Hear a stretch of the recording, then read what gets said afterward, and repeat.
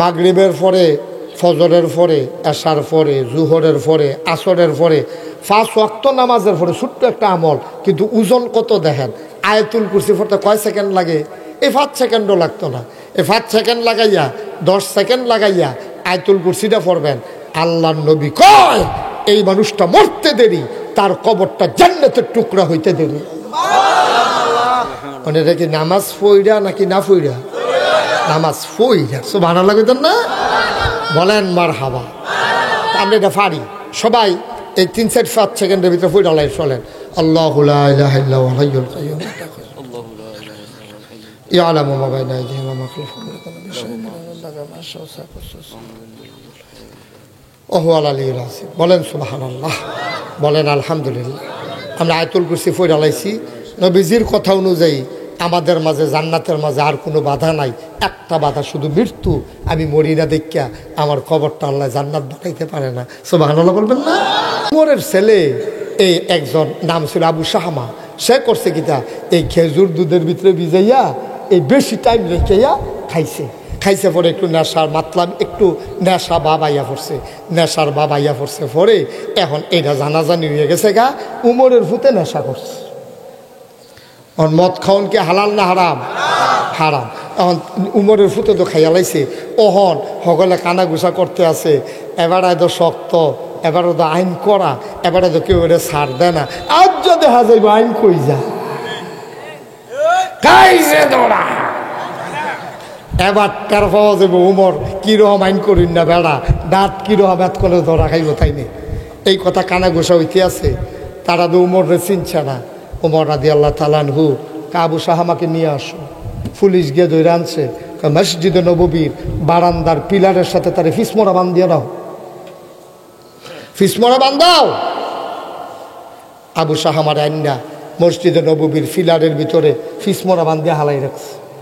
উমরকে আমি নামাজটা পড়াইতে আসি, আমার চাবুকটা আনো, আমার চাবুকটা আনো। উমরের একটা বিখ্যাত চামড়ার চাবুক আছিল। কথা তো বাইরে যে গেতেছে কই আলাইতা, আমরা তো আল্লাহর লাগিয়া ডর নাই। এই উমরে 10 জন মানুষ দুনিয়ায় সুসংবাদ পাইছে জান্নাতের। কয়জন?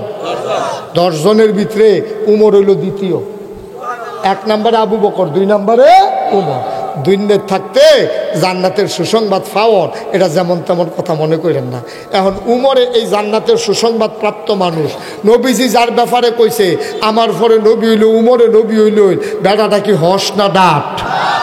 যেই উমরে অর্ধেকটা পৃথিবীর প্রেসিডেন্ট ছিল, পুরাটা পৃথিবীতে একটা কমরা কারা ভাগ করলে, মাইদিদি একটা কোপ দিয়ে 2টা ভাগ করলে অর্ধেকটার প্রেসিডেন্ট ছিল উমর।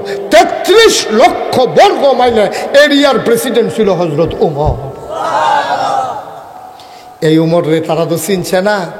উমরের ফুতে ধরা খাইছে। আজ যা দেখা যাবে বিচার কি হয়। উমরে কয় বিচার দেখবা আজ যেহেতু বিচারের দিন, আজ আমার বড় বিচার, সুতরাং বিচারটার ভাই বাহ্য হয় না। এখন উমরে ডাক দেওয়া গেছে, এই আমার ছেলের রশি দিয়া ফিসমোড়া বান্ধ দিয়া ফিলারের লগে বান্ধ। উমরে নামাজ পড়ে আইছে। নামাজ পড়ে না কয় জল্লাদ কোথায়? যে বিচারক দারোগা তারে ডাক দেন না কয় আমার চাবুকটা ল। চাবুকটা তারা তো দিয়া কয় দে 80টা ফিডা দে, পাঞ্জাবিটা খুল। তার পাঞ্জাবিটা খুলছে পাঞ্জাবি। 80টা ফিডা দিবি ফিডের ভিতরে শৈলজের জোর আছে। এখন প্রেসিডেন্টের ফুট জল্লাদেরও তো আটকাফে, জল্লাদেরও তো আটকাফে। তে ফিডা দিত লইয়া এমনি জোরে আইনা খিসে আসতে। উমরে তো দেখ কালাইছে। 3টা ফিডা দিছে, 3টা দিছে পরে উমর আমার কাছে দে। খপ করে ইয়ারা চাবুকটা উমর নিজের হাতে নিয়ে সেটা আবার শুরু করছে। এক সকলে ছিলেন দেখো আগে 3টা দিছে, কয়টি বাদ হয় নাই। পার্সিয়ালিটি করছে। এই জল্লাদ আমার পক্ষ নিছে। তে মনে করছে প্রেসিডেন্টের ফুতের আস্তে আস্তে দেই, আমার উচিত ছিল তারে 3টা ফিডা দেওয়ার, দিলাম না। কিন্তু আমার ফুতের শাস্তি হয় নাই, নতুন করে ফিডা শুরু, 3 ফিডা বাদ গেছে। আস্তে দিল কেরি, সুবহানাল্লাহ কইতেন না। আবার চাবুকটারে লইয়া ছাত করে ফিডা দেয়। ফিডাটা লগে চামড়াটা ছিঁড়ে উঠাইয়া পরে ফিডার চামড়াটা। ইতিহাস সাক্ষী দেয় এক একটা পিটার কারণে পিঠের চামড়াটা উঠে চলে আসে। ওমরের চোখ দিয়া মনে হয় আগুন বের হইতেছে, কপালে ঘাম জমে গেছে। এই বুড়া মানুষটা ফিডা যে হ্যাকটা দেয়, ফিডাটার লগে লগে তে চিল্লান দিয়া বেহুশের মতো হইয়া যায়। সুবহানাল্লাহ। মানুষগুলো স্থির হয়ে গেছে,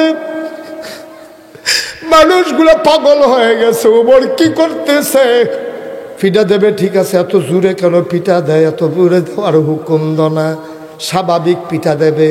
সে তো শৈলের জোরে ওমর ফিডা দেয়, ফিডার লগে চামড়া সেট করে সুইটাইয়া পড়ে, ফিনকি দিয়ে রক্ত ছুড়ে। বর্ণনায় এসেছে কয়েকটা ফিডা দেওয়ার পরে ওমরের ছেলে বেহুশ হয়ে গেছে।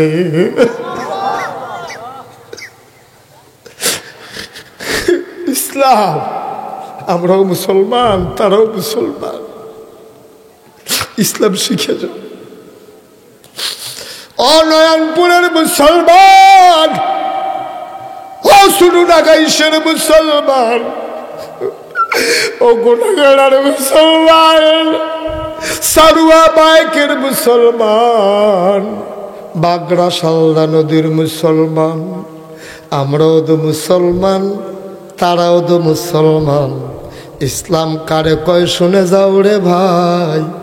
কয়েকটা ফিডা দেওয়ার পরে ওমরের ছেলে বেহুশ, কয় মাথায় পানি ঢালো, হোশ ফিরানো হলো। ওমর কয় গোনাটা মনোরাক্ষ কয়টা হইছে?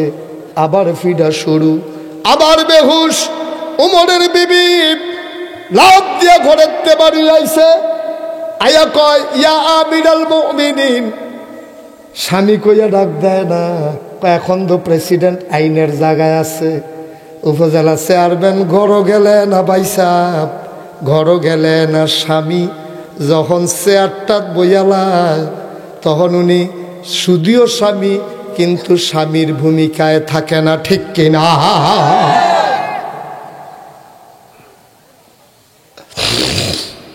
হ্যালো তোমার ওনার বিবি আইয়া ডাক দিয়া কইয়া আমিরাল মুমিনিন, হে মুসলমানের আমির।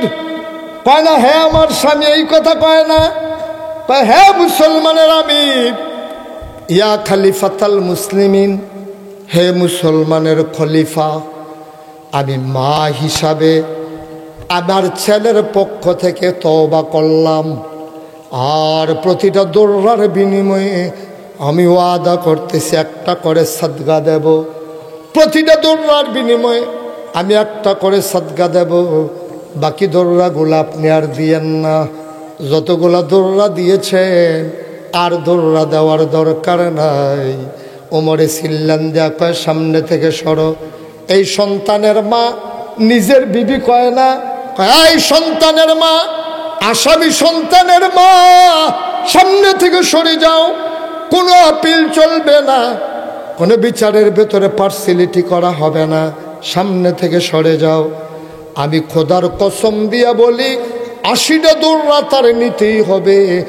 আমি উমর বলতেছি, যদি 80 দৌড়া সে সহ্য করতে না পারে, এর আগে যদি আবু সাহামা মরে যায়, আমি উমর খোদার কসম দিয়া বলি বাকি দৌড়াগুলো আমি তার কবরের উপরে হইলেও দেব।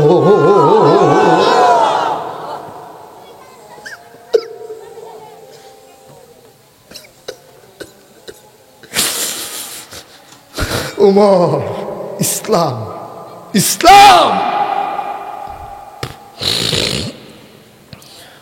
মুসলমান, কয়েকটা দৌড়া বাকি থাকার আগেই মারা গেল শাহমা। কয়েকটা দৌড়া এখনো বাকি। আবু শাহমা দুনিয়াতে নাই, বিদায় হয়ে গেছে। ওমরের চোখ দিয়া পানি বের হয় না। সন্তান মরে গেছে, আপত্তি নাই, দোষী সন্তান, শাস্তি তাকে পেতেই হবে। বলল কাফন পরাও, দাফন করো, আবার কবরের ভেতরে শোয়াও। কবরে দেওয়া হলো। ওমর কয় চাবুকটা দাও।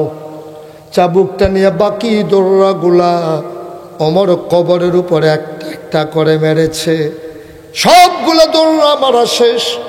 80টা দৌড়া মারা হয়ে গেল। এবার আমিরুল মুমিনিন হযরত উমর ঝারঝার করে কাঁদতে শুরু করলেন।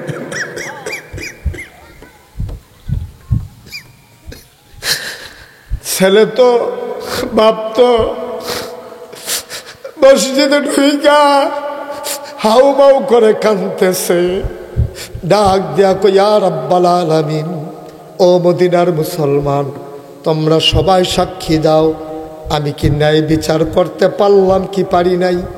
সবাই চিৎকার করে কয়, অবশ্যই আপনি ন্যায় বিচার করেছেন, অন্যায় করেন নাই, কোনো পার্সিয়ালিটি করেন নাই, কোনো কমতি করেন নাই, আপনার ছেলে বলে আপনি রেহাই দেন নাই। কয় সবাই তোমরা সাক্ষী? কহ সাক্ষী। এবার উমর হাতটা বাড়াইয়া ডাক দেয়া আল্লাহ, ও মাওলা, আমার ছেলে অপরাধ করেছিল, মদিনার সবাই সাক্ষী দিছে আমি ন্যায় বিচার করেছি, বাপ হিসাবে তো এখন আমি তোমার কাছে একটা দরখাস্ত দিতে পারি। সুবহানাল্লাহ, আমি বাপ হিসাবে আমার অধিকার আছে, বিচারের সময় বিচার করেছি, এখন কি আমি একটা দরখাস্ত দিতে পারবো না? সবাই মিলে অবশ্যই পারবে। ওমরের গাল বেয়ে বেয়ে টপ টপ করে পানি পড়ে। ওমর ডাক দেখো, আল্লাহ গো, আমি অপরাধের শাস্তি দিয়ে দিলাম দুনিয়ায়, আমি সন্তানের পক্ষ হয়ে তোমার কাছে মাফ চাই। শাস্তি না দিয়ে আমি মাফ চাই নাই, শাস্তি দেওয়ার পরে আমি মাফ চাইতে আছি। আল্লাহ, ও প্রাণের আল্লাহ, দয়া করে এবার আমার আবু শাহ আমাকে তুমি মাফ করে দাও।